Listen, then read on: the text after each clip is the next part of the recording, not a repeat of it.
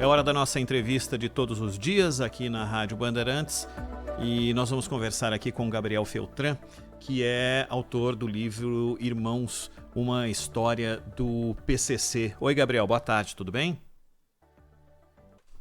Prazer falar com vocês. Prazer é nosso, Gabriel. Muito tema PCC nunca saiu da pauta desde que essa facção surgiu, primeiramente aqui em São Paulo, mas ganhou, claro, muito mais destaque nos últimos dias depois do acontecimento com a soltura do André do Rep pelo ministro Marco Aurélio Melo e todo o desenrolar desse caso. O que chamou muita atenção de muita gente que talvez não tenha contato com as idas e vindas dessa ação, mas chamou muita atenção a questão estrutural o pedido para a soltura, está esperando na porta com o carro para levá-lo até um determinado lugar e pegar um jatinho e fugir do Brasil, conforme a informação da polícia de São Paulo. Isso, para você que escreveu o livro Irmãos, uma história do PCC, traz algum fato novo? Não, infelizmente nenhum fato novo, né? Era o que a gente vem falando já há bastante tempo, né? O PCC, uma organização que em 93, né, há 27 anos atrás, nasceu de 6, 8 pessoas articuladas para jogar um futebol dentro de uma prisão. Hoje é uma facção que tem braços internacionais já bastante consolidados, né? E que, portanto, nessas últimas décadas, quase 3 décadas, cresceu enormemente e saiu daquele pequeno varejo, né, de mercados ilegais de periferia para ocupar posições mesmo no atacado de mercados transnacionais, né? Então é muito dinheiro envolvido, muita relação, né, de corrupção com as forças da ordem e um modelo de combate que até os últimos tempos foi muito bom para a facção, né? Foi instrumentalizado pela facção sem nenhum problema. Então, muito pelo contrário, o PCC nasceu dentro das cadeias e se nutre, né, dessa política que a gente toca há 30 anos no Brasil de perseguir aquele pequenininho, né, o pequeno operador desses mercados. Aquilo que você chama de fraternidade do crime, né, o PCC, cresceu de maneira mais estruturada pelo dinheiro ou pela estrutura criada dentro de organizações que dão sustentação para que ele ganhe o tamanho que acabou ganhando? Ou as coisas estão absolutamente relacionadas, o dinheiro é que possibilitou que a entrada nessas estruturas fosse possível? Sim, veja, o PCC nasce não necessariamente como uma organização que atuava em mercados estruturados, né? Nasce com uma visão ideológica muito clara de paz entre nós e guerra ao sistema, né? Tentando unificar os grupos criminais que estavam em guerra ali nos anos 90 para produzir uma força de enfrentamento, né, do que eles chamam de sistema, né? Seja o sistema carcerário, seja o sistema de modo mais amplo, e não era tanto o dinheiro que importava, né? A questão ali era muito mais a sua atitude, o seu desempenho, a sua disposição no mundo do crime, internamente ao universo do crime, né? Então, o PCC começa interditando estupros, interditando crack dentro das cadeias, sob sua administração, e depois, claro, com o fortalecimento da facção, você vai ter progressivamente mais saber fazer ali dentro, né? Vai ter mais gente especializada, mais negócios sendo estruturados e o modelo de funcionamento da facção, que até hoje é muito pouco compreendido pela imprensa, por parte das forças de segurança e do debate público, é um modelo que favorece muito essa expansão, né? Então, o PCC não funciona nem como uma empresa, nem como um comando militar. O PCC funciona como uma fraternidade, como uma sociedade secreta, aos moldes, mais ou menos. Não estou comparando uma coisa com a outra, mas estou comparando a estrutura de uma coisa com a outra, aos moldes de uma maçonaria, né? Então, cada irmão tem o seu negócio autônomo, como eles dizem, né? Cada um no seu corre, Mas quando eles estão na fraternidade, quando eles estão na irmandade, quando estão tratando da facção, cada um é igual ao outro, cada um tem a mesma voz que o outro, né? E claro que há posições de poder que vão subindo para fazer a coordenação dessa organização que hoje é imensa, né? E essas posições, no entanto, não são posições em que as pessoas mandam, né? Então fala, até o líder do PCC manda em todo mundo. Só que cada hora é um, né? Tem dia que fala que prendeu 20, tem dia que fala que transferiu 200, e sempre são líderes do PCC. Por quê? Porque, na verdade, são posições, né, que a facção tem de responsabilidade aos moldes de uma fraternidade secreta mesmo, de uma organização como a maçonaria é. Gabriel, você falou aí que é uma liderança difusa e móvel. Isso inclui o Marcola? Inclui todo mundo, inclui todos os irmãos do PCC. Então, por exemplo, se alguém é frente de uma cadeia específica no estado do Piauí, essa pessoa, ela tem contato com alguém que é sintonia das cadeias daquela região próxima dele. Mas aquela pessoa que é frente daquela cadeia do Piauí, ela não conhece a estrutura toda da facção. E nem pode conhecer, né? Seja para prevenir criminalização, né? Seja para fazer a sociedade funcionar tal como ela deve funcionar, né? Essa fraternidade funcionar como ela deve funcionar. E aí você tem pessoas que vão estar cada vez mais altas nas posições de responsabilidade da facção, mas isso não implica que elas mandem nos outros, né? Que tenham um sistema de mando lá para baixo, e nem centralização. Cada localidade tem a sua autoridade do PCC, que é responsável pelas funções que a facção concedeu para aquela pessoa, especificamente, né? Então, fazendo a metáfora com a maçonaria, fica mais fácil entender, né? Você tem maçons pelo mundo inteiro, mas você não tem um maçom no Brasil que manda no outro maçom. As pessoas têm os seus negócios, tem maçom que é mais rico, que é mais pobre, tem irmão do PCC que é muito pobre, tem irmão que é riquíssimo, como o André do Rap. Agora, dentro da facção, a questão ali interna é dizer, olha, o que está sendo feito pelo progresso de um com o outro, né? O que um está ajudando o outro a progredir, seja nos seus negócios, seja nos seus problemas, nos seus projetos, a melhorar de vida e assim por diante. E aí um vai apoiando o outro. Como a gente está há 30 anos pegando uma molecada e jogando dentro das cadeias, né? A média dos 800 mil presos no Brasil hoje é de 22, 23 anos. Então você pega gente muito nova, joga para dentro da cadeia e permite essa especialização, né? A gente tem feito isso há 30 anos e estamos exportando facções do estado de São Paulo para o Brasil todo, do Brasil para outros países, né?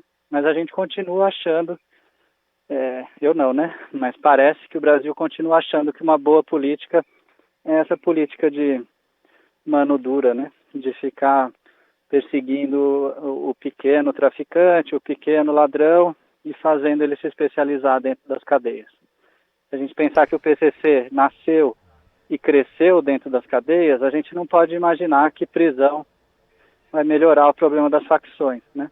Prisão é muito ruim para quem é preso, mas não é nada ruim para a facção, muito pelo contrário.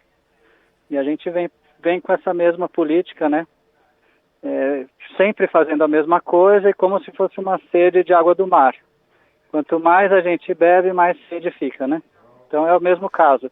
Quanto mais a gente aumenta o nosso encarceramento, quanto mais a gente reprime lá embaixo, né, o pequeno traficante, o pequeno ladrão, mais a gente precisa prender e mais a gente vai ter criminoso sendo formado. Então a gente vive nessa bola de neve e nessa época de eleição a gente vê muito, né, como esse discurso se produz, né? Cada um fala que vai ser mais forte que o outro, mais duro que o outro, que vai prender mais, que vai matar mais. As facções agradecem, né?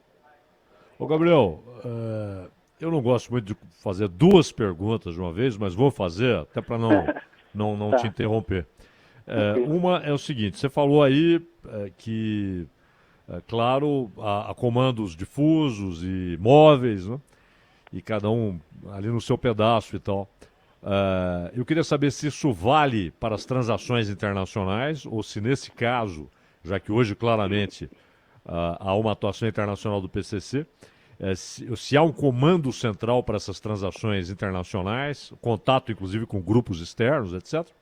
E segundo, do ponto de vista de funcionamento, de conceito, há diferenças importantes entre o PCC e o Comando Vermelho? Sim, vou começar pela última então. Há diferenças muito importantes.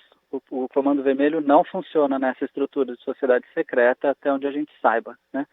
O Comando Vermelho, até onde a gente sabe, funciona como, de fato, como uma empresa e um comando militar associados que têm os seus territórios de controle e nesses territórios de controle produz a sua extração, a sua acumulação. Então, por exemplo, o Comando Vermelho no Mato Grosso é como uma espécie de franquia do Comando Vermelho original do Rio de Janeiro e trabalha em coordenação com ele, mas com relativa autonomia. No Comando Vermelho, os negócios daquele território serão taxados e vão se conduzir a um caixa como numa empresa, né? Um caixa mais unificado. No PCC não é assim. Cada um tem o seu negócio e esses empresários criminais se associam de modo bastante diferente. Então, para o Comando Vermelho se expandir, isso a gente vê, né, nas notícias sobre o Rio de Janeiro, etc., tem que ocupar um outro território militarmente e depois manter esse território sob ocupação de modo militar. Então, por isso que as favelas do Rio têm aqueles meninos soldados, né, de fuzil nas fronteiras de cada favela, né? Algo que não acontece em São Paulo, porque o formato de funcionamento da organização criminal é totalmente diferente, né? Agora, a segunda pergunta, a relação internacional, né? Sim, o modelo funciona justamente por permitir toda essa plasticidade. Então, vamos supor, você tem 7 traficantes de cocaína, um está na fronteira, um está em São Paulo vendendo no varejo numa periferia, outro está em São Paulo vendendo no varejo para a classe média e para a elite, uma droga de muito mais qualidade. Outro cara está no Porto de Santos e o outro está lá em Fortaleza, né? Cada um deles está fazendo os seus negócios. Quando esses caras se juntam na facção, eles permitem conversas internas, falam, vamos favorecer o irmão aí, o cara que está lá na fronteira consegue preço mais baixo para a gente no cloridrato, né, que é a cocaína de mais qualidade. Não, mas o cara lá que está em Santos já sabe os esquemas de exportação, então isso, então aquilo. Então esses empresários, um favorece o outro dentro da facção, e você vai ter a capacidade de todos eles de produzirem exportação. Mas isso não se expande indefinidamente pelo PCC. Isso é um processo que cada um dos seus empresários está trabalhando. Claro que há um princípio de um ajudar o outro, mas não significa que se eu tenho que chamar o cara lá do Maranhão e falar, você está trabalhando desse jeito? Não, agora a gente vai trabalhar assim. Isso não existe, né? A gente, cada um no seu corre, vai se associando, vai se juntando, cada um vai elaborando as suas estratégias, e isso faz com que a facção cresça e que os negócios de cada um cresçam.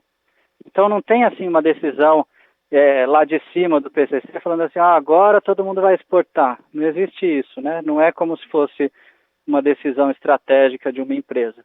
O que existe é de baixo para cima um monte de pessoas que têm os seus diferentes negócios se associando e fazendo o que eles chamam de corre, né? Cada um fazendo os seus negócios, cada um buscando o seu progresso, como eles chamam, né?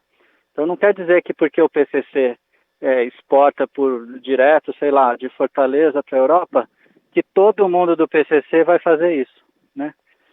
O PCC é uma rede que possui esse know-how. Aquelas pessoas que forem capazes, né, de entender como funciona e conseguirem fazer os seus negócios avançarem, sempre, né, na ética do crime, na ética interna do que eles consideram ser correto e etc., essa pessoa vai ter mais oportunidades dentro da facção. Gabriel, uma última da minha parte.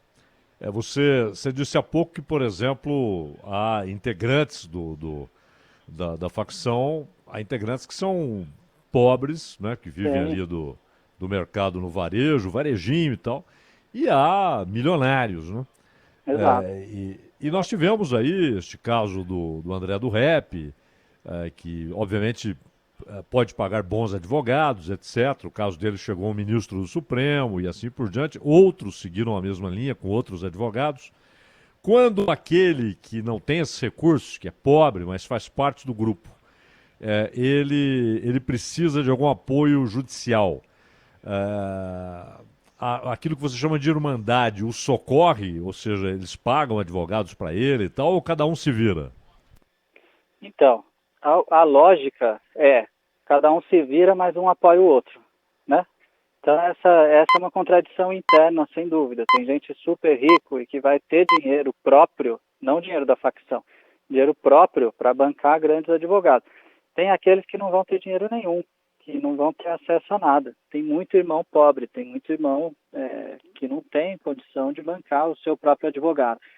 Então você vai ter sempre na facção essas relações entre os irmãos, né? Por isso a fraternidade, a ideia de irmandade, de fraternidade. Então, um irmão que favorece o outro numa situação difícil, ele depois pode pedir um favor para o outro, como funciona em qualquer outra irmandade, em qualquer outra relação, né, comunitária. Então, você não tem dinheiro para pagar o seu advogado. Então, não é que você vai recorrer a um caixa central da facção e dizer, olha, todo mundo tem direito a ter advogado. Não é isso. Você vai recorrer às suas redes próximas na facção e dizer, ó, tá difícil a situação para mim. Aí a pessoa que está te ouvindo, pode ser o seu padrinho, pode ser um parceiro, pode ser um camarada, pode ser um colega, pode ser uma pessoa que você nem conhece, fala, não, eu posso te ajudar agora. E ajuda. E depois, quando essa pessoa precisar, ela vai te pedir esse favor. E assim vão se construindo as reputações. E assim vão se construindo a consideração, como eles chamam, né, de cada um na facção. Então não funciona Gabriel, numa lógica de direitos, né? Funciona numa lógica de relações próximas, né? Claro. Agora, me desculpa, tem uma pergunta aqui de um ouvinte, o Marco JF. Ele pergunta se eles pagam alguma mensalidade, anuidade, sei lá, Quem é irmão, para a facção. quem é irmão do PCC, como funciona na maioria das fraternidades, né? Tem sim a obrigação de fazer o pagamento de uma mensalidade para as atividades internas da facção. Então, por exemplo, com esse dinheiro que eles chamam de cebola, né? Com o dinheiro da cebola, se organizam, por exemplo, ônibus para que familiares possam fazer visitas aos presos. Se organizam pequenas atividades como qualquer organização desse tipo tem. Agora, esse dinheiro da cebola não se confunde com o dinheiro de cada um dos empresários, né? Então, voltando para a metáfora da maçonaria, também, né? Você paga uma mensalidade para a fraternidade. Mas vamos supor, você é dono de um restaurante e o outro é dono de uma oficina, você não vai dividir os lucros do seu restaurante, nem os lucros da sua oficina com a maçonaria. Você paga aquela mensalidade para poder ter as atividades da fraternidade, vocês se encontrarem e cada um conversar e etc. Agora, quando quebrar o seu carro, você que é dono do restaurante, você vai dar preferência àquela oficina que você sabe que é de um irmão, de alguém que você tem, a priori, um pouco mais de confiança, né? Caso as relações desandem e aquela pessoa não haja, né, não atue do jeito que ela deveria para os critérios da fraternidade, vai haver também as conversas ali e a pessoa pode ser expulsa da comunidade, da fraternidade, pode ser excluído do PCC, como se diz, né? Então é dessa forma, caso a caso, que a facção atua. Ô Gabriel, me diga uma coisa, você tem uma ideia de quantas candidaturas existem pelo PCC nas eleições? Então, essa é uma pergunta que sempre fazem, né? A ideia da pessoa, a ideia interna, como deveria funcionar, né, na lógica do crime. Se você faz um compromisso com o crime, você não faz compromisso com outras atividades, assim deveria funcionar. Então, normalmente, o PCC não está buscando conseguir postos no Estado, está querendo entrar no mercado, está querendo conseguir postos cada vez mais altos no mercado, né? Agora, é evidente que as pessoas têm as suas relações, né? Então, um cara que é batizado no PCC, ele pode ser amigo de um outro traficante que não é batizado no PCC, mas ele pode ser parceiro, vizinho, colega, ter ficado preso com um cara que hoje está trabalhando num hospital. Aí essas pessoas vão se juntando e um apoia o outro. Então, falar, aquele traficante ali virou candidato. Tem que ver, de fato, se ele é do PCC, se o fato dele ser traficante faz com que ele seja irmão do PCC.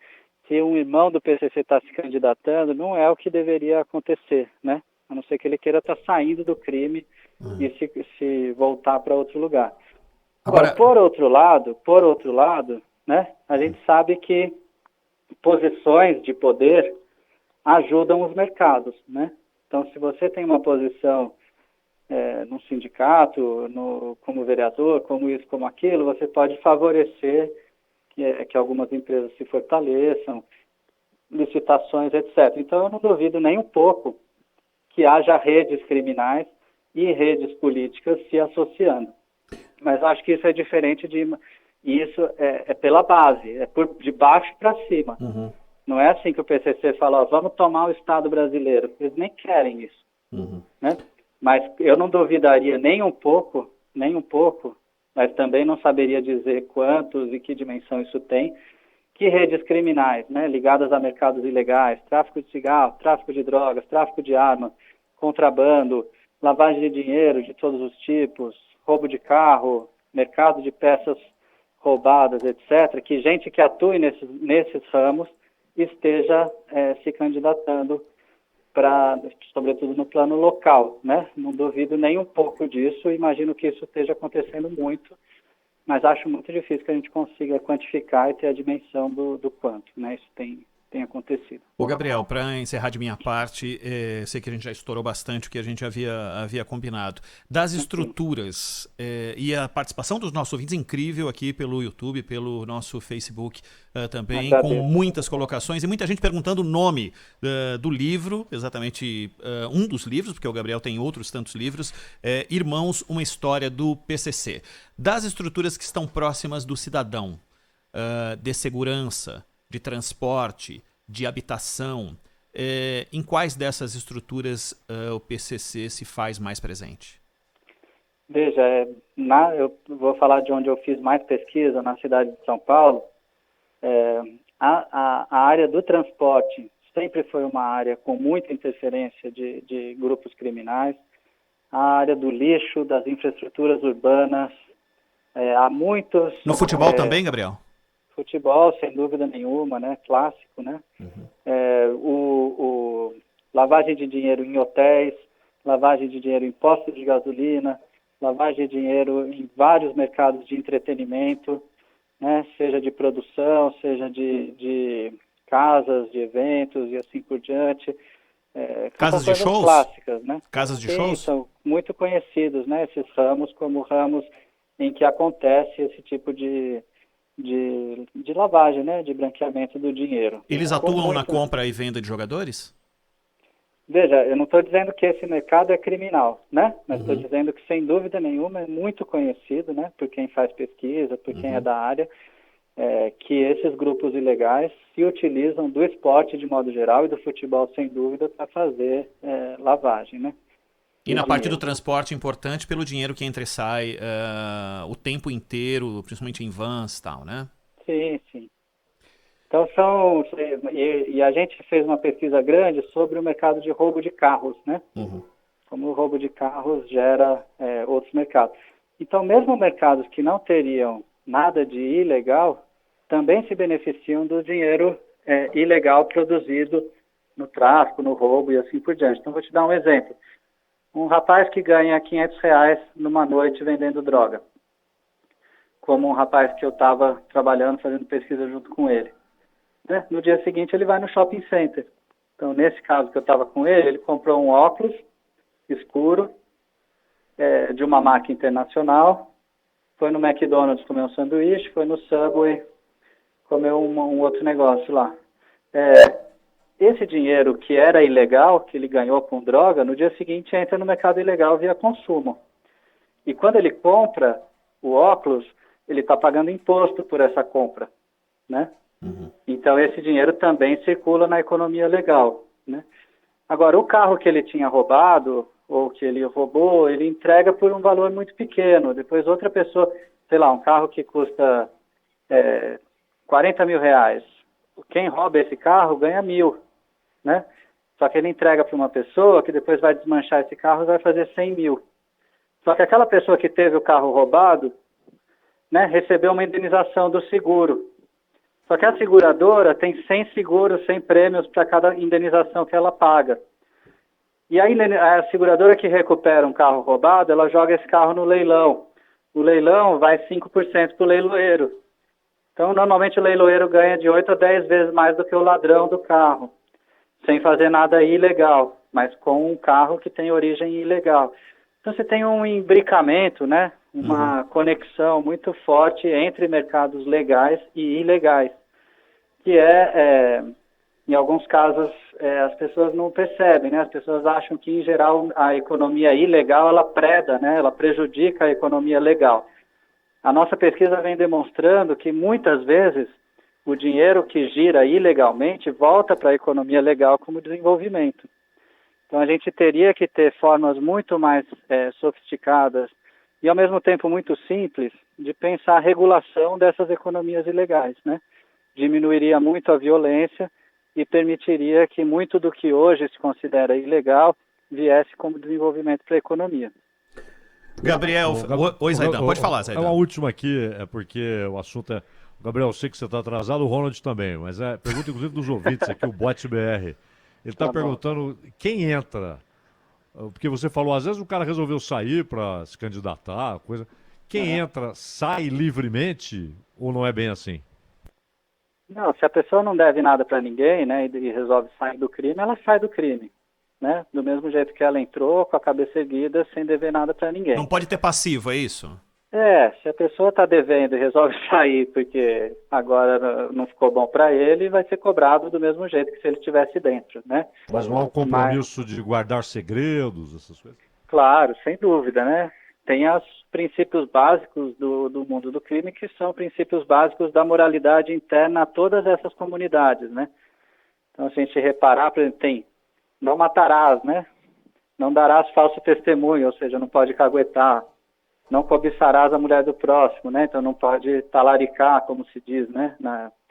Na gíria do crime. São princípios morais, né? Que funcionam internamente para a comunidade, que você não pode fugir deles, né? Sem dúvida. Você não pode ficar devendo, você não pode matar uma pessoa sem ter o aval da facção. Esses princípios fundamentais, né? Se você cometeu erros e quer sair para fugir, você não vai fugir. Agora, se você é uma pessoa considerada, né? No universo criminal, que tem o seu proceder, uma pessoa que tem o reconhecimento dos pares, você pode falar, agora minha vida mudou, aceitei Jesus, ou vou virar empresário, ou não aguento mais essa vida louca, ou não quero mais problema porque eu tive filho, eu estou numa outra fase da minha vida, valeu e tchau, tudo bem, né?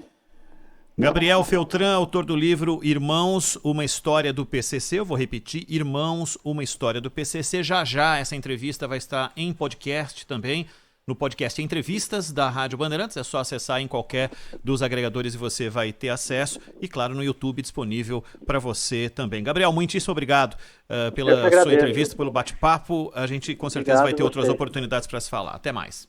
Ótimo, obrigado. Até logo.